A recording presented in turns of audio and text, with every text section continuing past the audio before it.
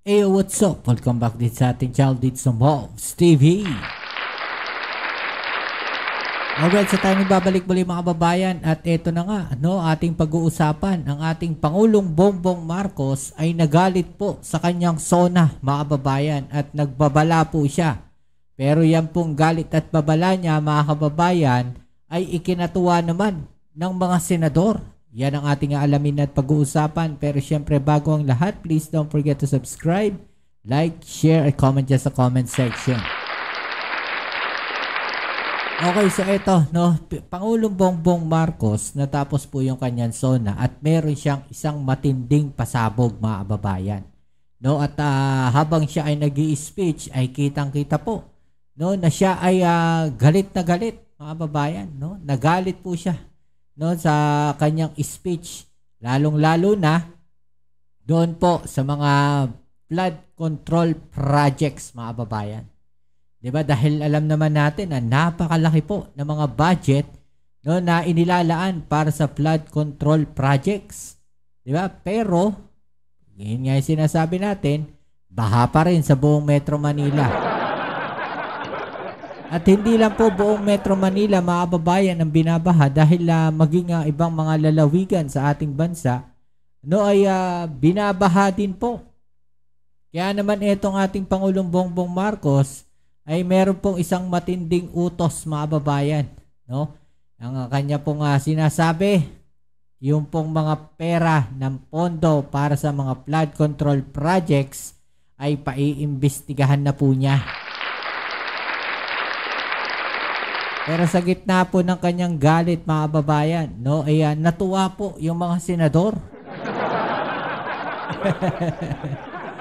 Bakit natuwa itong mga senador mga kababayan? Ito po ayon sa Abante, ikinatuwa ng mga senador ang pag-anunsyo ni Pangulong Ferdinand Marcos Jr. sa kanyang State of the Nation Address nang tungkol sa paglunsad ng investigasyon sa hinihinalang maanumalyang flood control projects sa nakalipas na 3 taon, mga babayan. Dahil nga naman na bilyon-bilyon, mga babayan, yung mga flood control budget na inire-release pero tila wala hong nakikitang magandang resulta.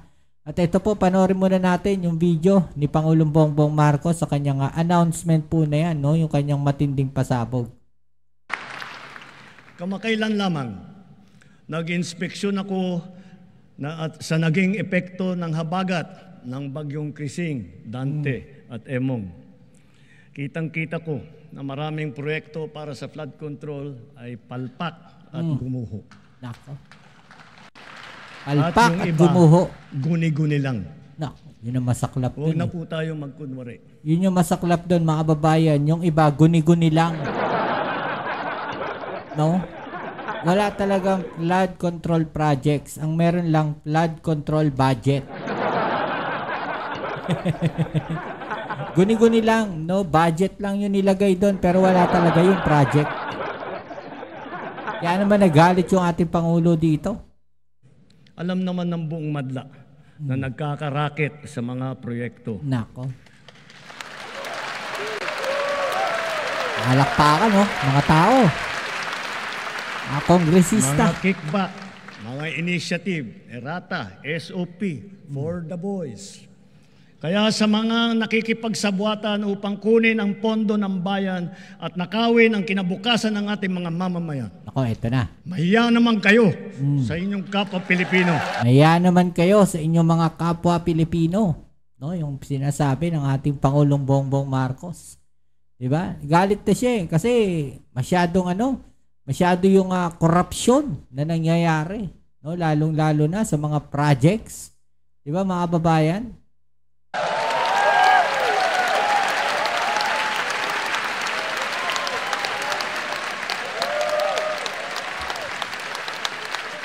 Mahiya naman kayo sa mga kabahayan nating naanod o nalubog sa mga pagbaha. Mahiya naman kayo, lalo sa mga anak natin na magmamana sa mga utang na ginawa ninyo na binulsa nyo lang ang pera. Mga utang, tapos binulsa nyo lang yung pera. Yun yung sinasabi ng ating Pangulo dito. No, doon sa mga corrupt na opisyal, mahiya naman kayo. Diba?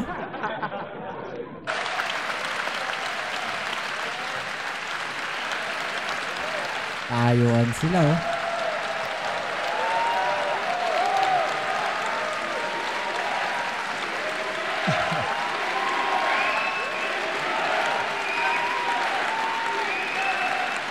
Para Si Senate President, oh, tumayo din.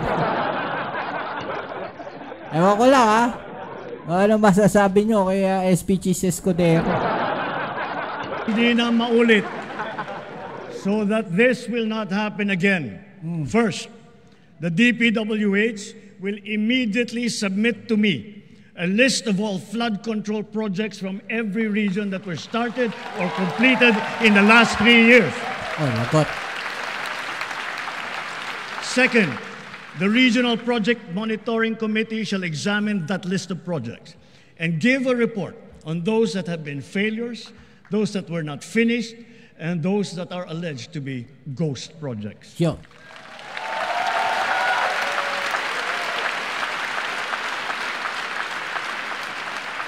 And third, we will publish this list. Yun, no? Ipapublish daw, mga babayan, yung listahan. No? So, yun yung naging speech ng ating Pangulong Bongbong Marcos. No? At ito nga, si Senator Panfilo Lacson. No? Isa po sa mga natuwa, mga babayan. No? Sabi nga po niya dito, no, na graph-ridden flood control projects. That's why I clap the loudest and the longest. Sabi po ni Senator Panfilo Lacson. He also said he will not sign the 2026 budget bill passed by Congress if not aligned with the government's national expenditure program. I clap again, even louder and longer, sabi ni Senator Panfilo Lacson, mga babayan. No, at hindi lang po siya ang natuwa, mga babayan, at ito pa po, yung maraming senador Ayan, no? Ikinatuwa ng mga senador ang pag-anunsyo yan ni Pangulong Ferdinand Marcos Jr. sa kanyang SONA ng tungkol sa paglunsad ng investigasyon sa inihinalang maanumalyang flood control project sa nakalipas na 3 taon. No? Isa po sa natuwa dyan, mga babayan, ay ang Senate Minority Leader na si Tito Sen o Vicente Soto III.